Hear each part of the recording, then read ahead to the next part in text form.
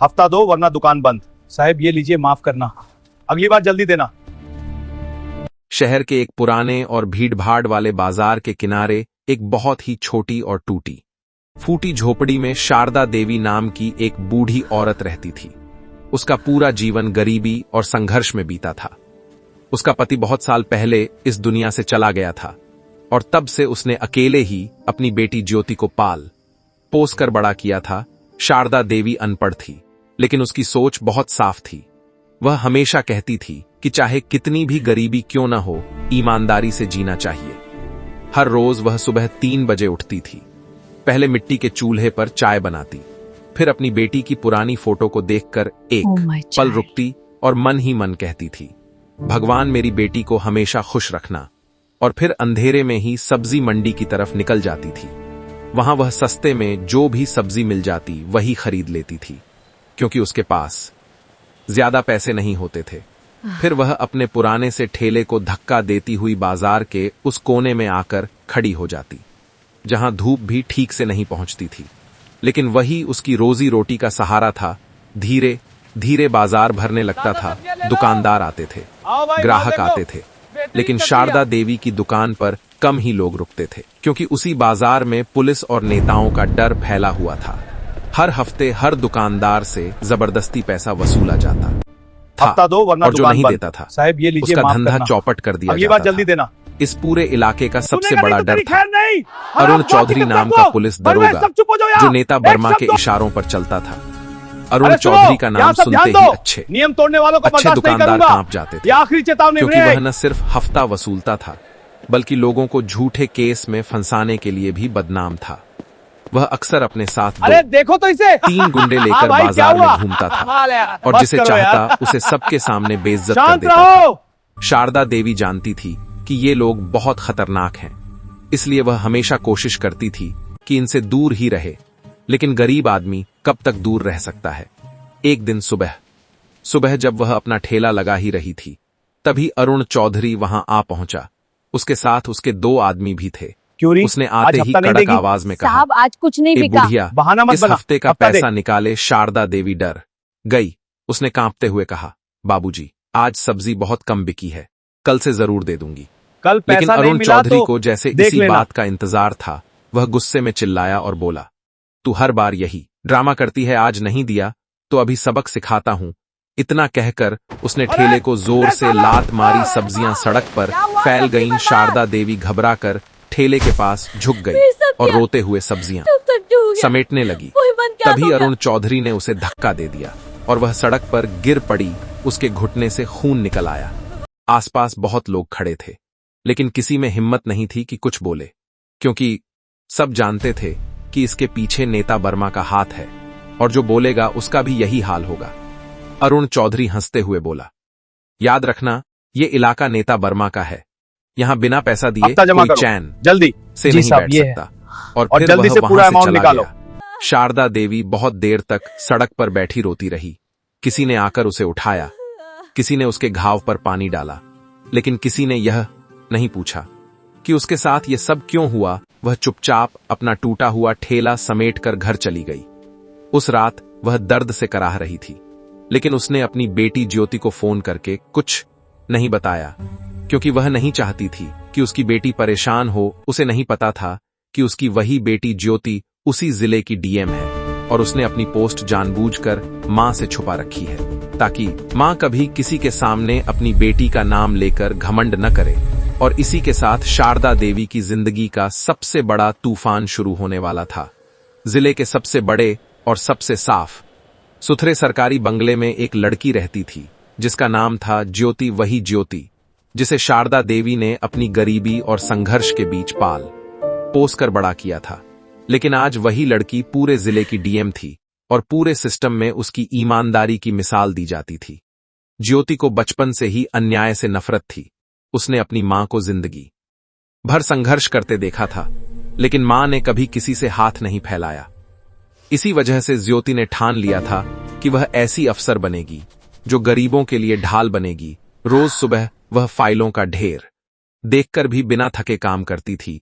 वह खुद अचानक थानों और दफ्तरों में छापा मारती थी और जहां भी गड़बड़ी दिखती थी वहीं तुरंत एक्शन लेती थी।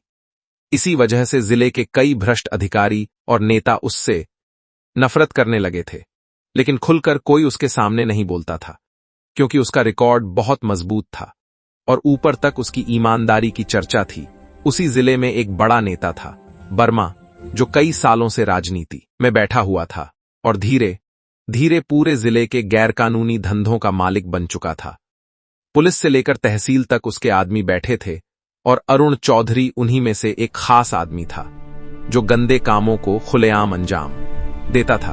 वर्मा को पता था कि ज्योति जैसे अफसर उसके लिए खतरा हैं, लेकिन अभी तक उसे मौका नहीं मिला था कुछ करने का। एक दिन डीएम ऑफिस में ज्योति के पास एक गुमनाम शिकायत आई कि बाजार में पुलिस हफ्ता वसूली करती है और एक बूढ़ी औरत को बेरहमी से पीटा गया है।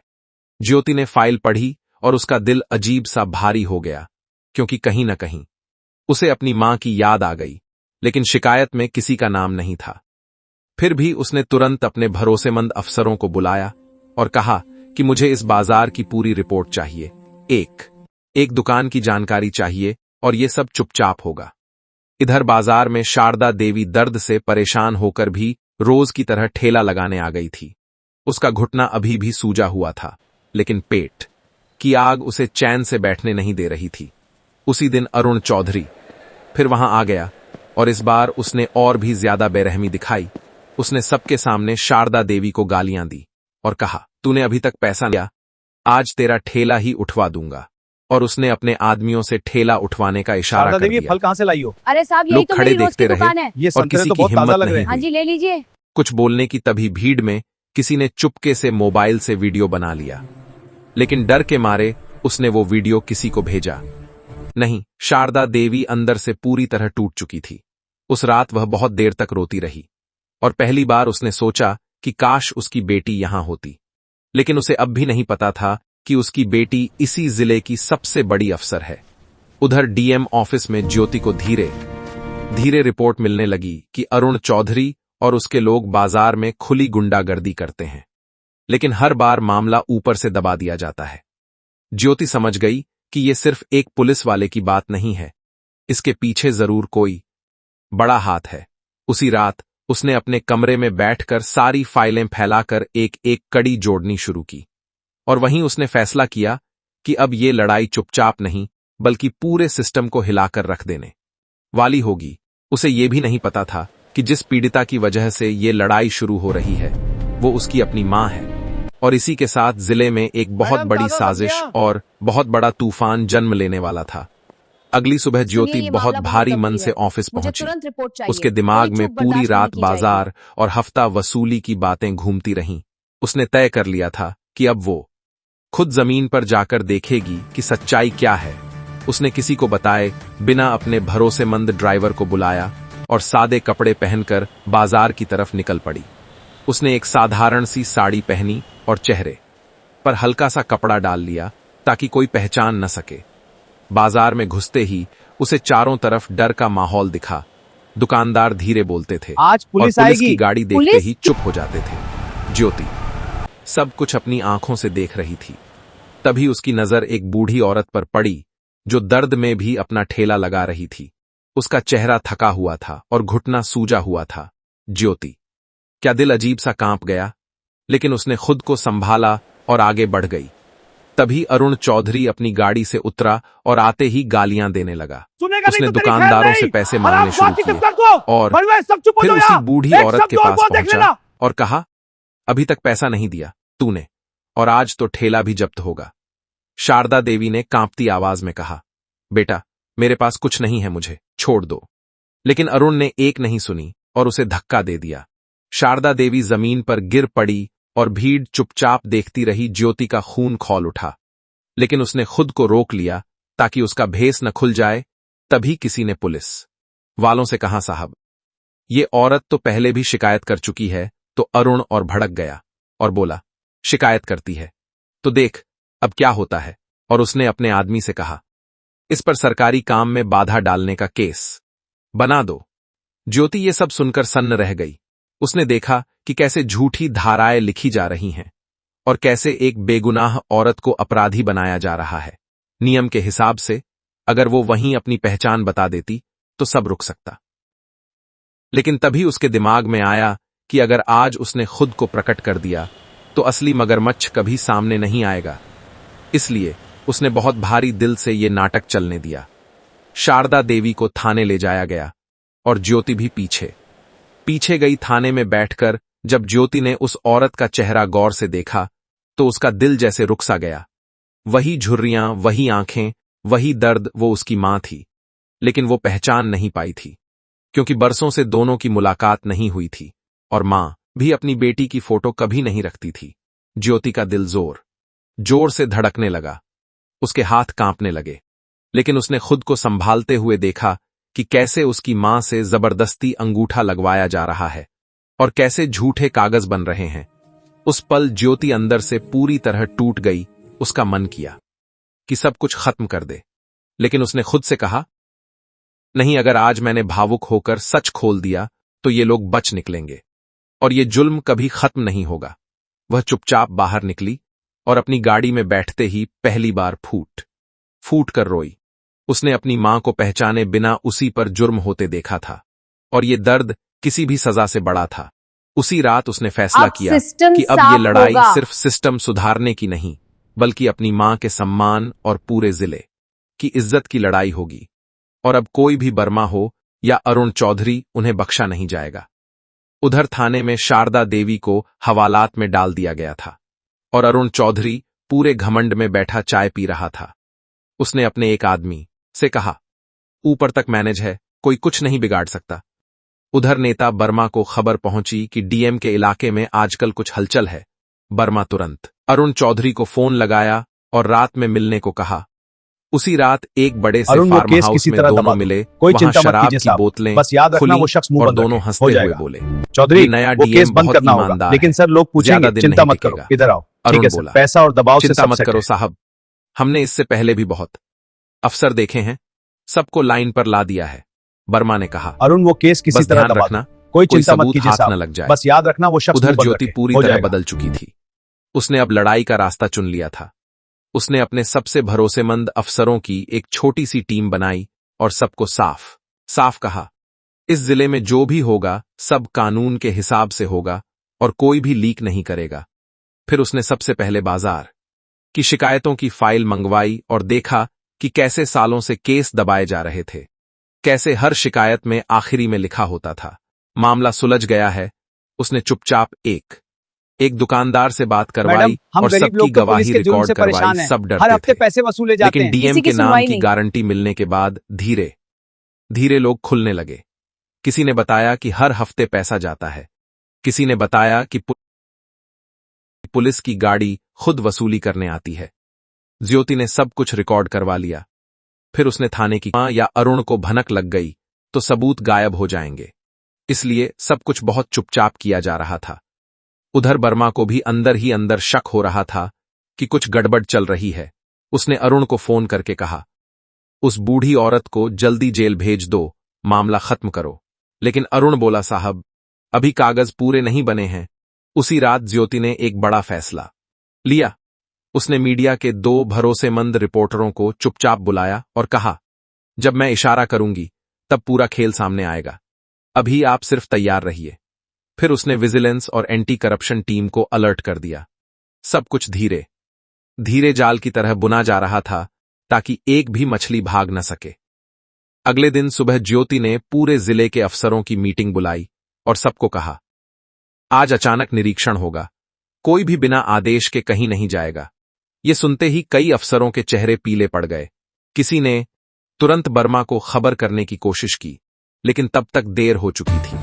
ज्योति अपनी टीम के साथ खुद निकल चुकी थी। सबसे पहले बाजार, फिर थाना और फिर वो गोदाम जहां हफ्ते का पैसा जमा होता था।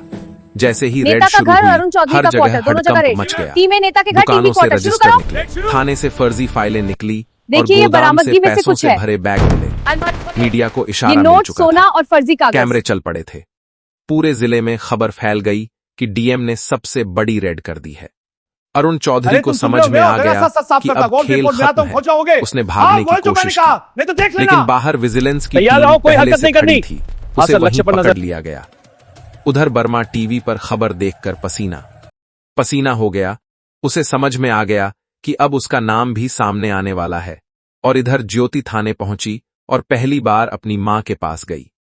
लेकिन अभी भी उसने अपनी पहचान नहीं बताई, बस दूर से देखा और मन ही मन कहा, मां, अब बस थोड़ा सा इंतजार और आपका सच पूरे देश के सामने होगा, पूरे जिले में जैसे आग लग अरे ये चुकी देखो, थी। नेता की हर गिरफ्तारी चैनल हो गई। पर बस हाँ, न्यूज़ एक में आ ही रहा है, खबर पुलिस ने चल सुबह रही पकड़ा, थी, स्कैंडल का खुलासा डीएम हो गया। ज्योति सब लोग की यही महा। देख रहे हैं। रेड और भ्रष्ट पुलिस और नेताओं का पर्दाफाश। अरुण चौधरी को विजिलेंस की गाड़ी में बैठाकर ले जाया जा रहा था और वो रास्ते भर चिल्ला रहा था, मुझे छोड़ दो, मैं सब बता दूंगा, साहब का नाम मत लेना। लेकिन अब बहुत देर हो चुकी थी। थाने पहुंचते ही उससे घंटों पूछताछ हुई और एक एक करके सारे काले कारनामे बाहर आने लगे।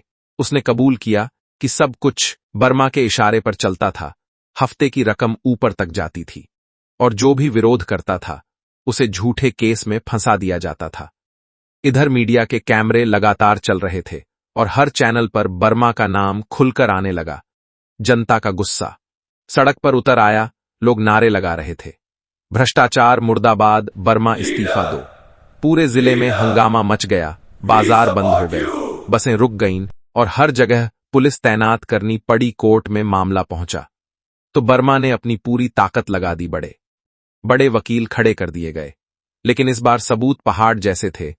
कॉल रिकॉर्डिंग, सीसीटीवी फुटेज, गवाहों के बयान और अरुण का कबूलनामा, सब कुछ कोर्ट के सामने रख दिया गया।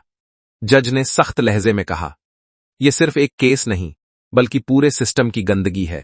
और फिर एक नेता और अरुण एक चौधरी करके आपको अपने फैसले अपराधों आने का लगे। दोषी ठहराया अरुण जाता है। चौधरी यह को अन्याय है, लंबी सजा हम सुनाई निर्दोष गई। हैं। शांत रहें, बर्मा फैसला की अंतिम है। गिरफ्तारी हुई, उसकी कुर्सी छिन गई, उसकी ताकत मिट्टी में मिल गई। उधर शारदा देवी को जेल से इज्जत के साथ रिहा किया गया। जब वो बाहर आई तो पूरा बाजार उसे देखने के लिए जमा था। लोग, वही लोग जो कभी डर से चुप रहते थे, आज उसके पैर छू रहे थे और माफी मांग रहे थे। तभी सामने से ज्योति आई, पूरी भीड़ शांत हो गई। ज्योति ने आगे बढ़कर कहा, मां, और शारदा देवी की आंखों से आंसू बहने लगे। उन्होंने कांपते हाथों से ज्योति का चेहरा छुआ और बोली, माँ, मैं ज्योति तू ही हूँ। है ना मेरी बिटिया। आज दोनों मां बेटी एक दूसरे से लिपटकर रो पड़ी। वहां मौजूद हर इंसान की आंख नम हो गई। ज्योति ने उसी जगह ऐलान किया कि इस जिले में अब किसी गरीब पर जुल्म नहीं होगा और जो भी करेगा उसे बख्शा नहीं जाएगा। अगले कुछ महीनों में पूरे सिस्टम की सफाई हुई, कई अफसर सस्पेंड हुए, कई जेल गए और बाजार में फिर से रौनक लौट आई। शारदा देवी अब अकेली नहीं थी, पूरे जिले शारदा की देवी मां को बन सम्मान चुकी थी मिलता हुआ और जनता ज्योति की तालियां बजाती कहानी हुई। दूर पीछे तक ज्योति मिसाल खड़ी, बन आवाज गई। गूंजती है। आखिरी सीन में ज्योति ऑफिस की खिड़की से बाहर देख रही थी और कैमरा धीरे धीरे ऊपर उठता है और आवाज आती है, जब सिस्टम में ईमानदार लोग खड़े हो जाते हैं तब सबसे बड़ा भ्रष्टाचारी भी गिर जाता है।